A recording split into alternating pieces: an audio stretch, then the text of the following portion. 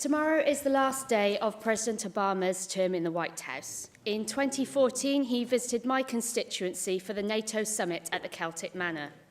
Stephen Bowen, a school governor and Rogerstone community councillor, wrote a compelling letter to President Obama, an offer he couldn't turn down, a visit to Mount Pleasant Primary School.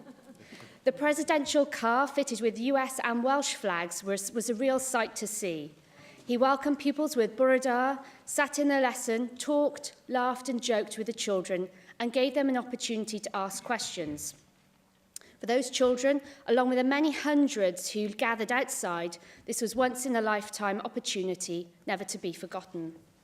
After the visit, US Ambassador Matthew Barson said, "The warmth of your welcome not only demonstrated the best of Welsh hospitality, it was a testament to your great community spirit. And it's exciting that it left a mark in the minds of the next generation. I understand that the President's only regret was that he didn't have the chance to play a round of golf at the Celtic Manor. The President has left a great legacy: the introduction of Obamacare, progress in preventing climate change, the legalisation of same-sex marriage, and much more. All the while, he led with integrity, warmth, and complete faith in the good of people.